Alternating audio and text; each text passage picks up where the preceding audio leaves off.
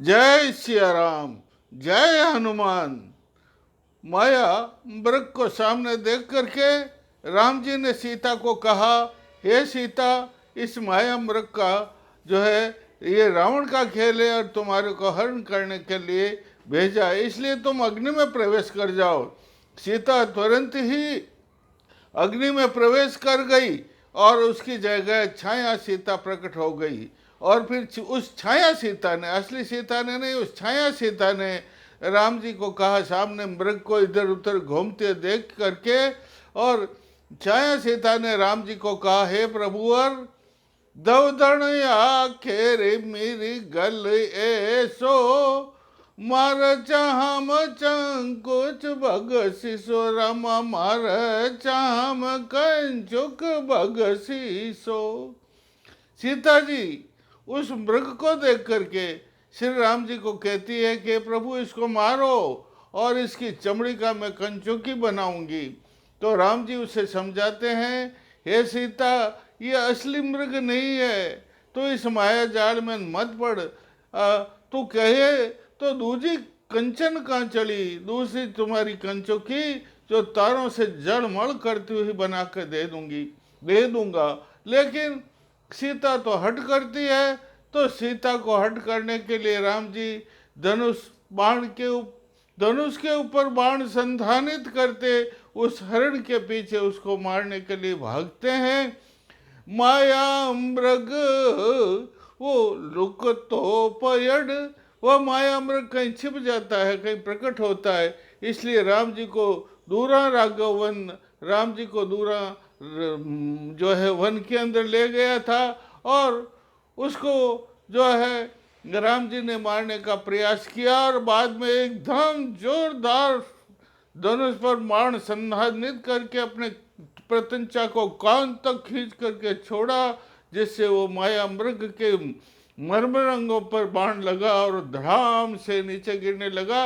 लेकिन उसने मरते हुए जोरदार राम जी की आवाज में, खुद की आवाज में नहीं, राम जी की आवाज में कहा, रक्षा रक्षा करो, रक्षा करो, रक्षा करो। तो यह है, ये आवाज जब सीता ने सुनी तो सीता बहुत घबरा गई, दुखी हो गई।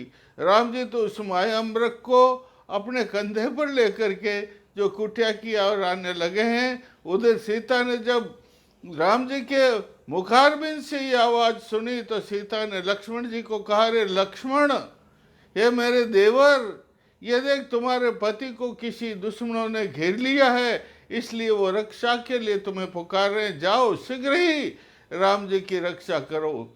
लेकिन लक्ष्मण जी कहते हैं सीता मैया से, हे मैया, राम जी ने तो ये लकीर जो है, रक्षा लकीर जिसे कहते हैं, खींच करके गए हैं, इसका जो है मैं तुम्हें वहाँ जो है नहीं जा सकता। लेकिन माता फिर कटु शब्द कहती है और इतने कटु शब्द कहती है कि जिसका मैं वर्णन नहीं कर सकता। और ये जो कटु शब्द लक्ष्मण जी को अपने हृदय में विष बाण की तरह लगे और फिर उन कटु शब्दों के कारण जो है वहाँ पर लक्ष्मण जी एक क्षण भी नहीं ठहर सके और वे राम जी की रक्षा करने के लिए धीरे धीरे जावण रास्ते में जाने लगे। लेकिन जाने के पहले लक्ष्मण जी ने एक लकीर खींच दी और, हे माता सीता, ये लक्ष्मण रेखा है, इसको पार मत करना, इसको यदि तुमने पार कर लिया तो संकट से घिर जाओगी। तो है जो है इधर लक्ष्मण हवड़े हवड़े जावण और रावण हवड़े हवड़े आवण। इधर तो लक्ष्मण धीरे धीरे जाने लगे हैं और इधर जो है रावण धीरे धीरे आने लगा। आते ही उसने कहा, अलक निरंजन, अलक निरंजन, और उसके भगवा बेस था, हाथ में कमंडल था, एक हाथ में खप्पर। रावण ने आते ही अलक निरंजन, अलक निरंजन किया और रावण के हाथ में कमंडल था, उसके भगवा पेश पहना हुआ था और बहुत अच्छा साधु लग रहा था। तो माता सीता ने समझा, हो साधु पधारे मेरी कुटिया में, बहुत महात्मा साधु तो ब्रह्म के समान होते हैं, इसलिए मुझे इनका सत्कार करना चाहिए। लेकिन रावण को उन्होंने जो साधु बना हुआ था रावण, उसको कहा कि देखो मैं ये लकीर खींची हुई है, इसको पार करके तुम्हें दान नहीं दे सकती हूँ। तो उसने कहा, रावण ने सीता मैया को कहा तुम इसके ऊपर एक बाजोट रख दो और बाजोट के ऊपर अपना पांव रख करके मुझे दान दे दो। तो सीता मैया ने उस लकीर के ऊपर बाजोट रख दिया और फिर जो है रावण को दान देने लगी। ये तो रावण की एक चाल थी, उसको जाल में फंसाना चाहता था सीता मैया को। और उसी वक्त उसने जो ही जो है बाजोट के ऊपर सीता मैया ने अपना पांव रखा, तो ही उसने एकदम सीता मैया को अधर ऊंचा लिया है और सीता मैया जोर से चिल्लाड़ी मारने लगी है, रक्षमाम रक्षमाम रक्षमाम। लेकिन उस घोर जंगल में सीता मैया की आवाज़ कौन सुनने वाला था। और उसने आखिर में अपना परिचय दिया है, मैं रावण हूँ, लंका का राजा हूँ और तुम्हारे को तुम्हारा हरण करने के लिए आया हूँ, यहाँ तेरी रक्षा करने वाला कोई नहीं है। लटपट करही ना घण दाई, अपना रे हाथ छुड़ावन चाही, रामा अपना रे हाथ छुड़ावन चाही। सीता मैया रावण के अंकपास में और जो है लटकी तरह लटपट कर रही है, अपने हाथ को छुड़ाना, अपना शरीर को छुड़ाना चाहती है। लेकिन उसने कस करके सीता माता को विमान में बिठा दिया है और उसे दाब करके जो है विमान में बैठ करके सीता मैया को जो है अपने लंका की ओर ले जाने लगा है।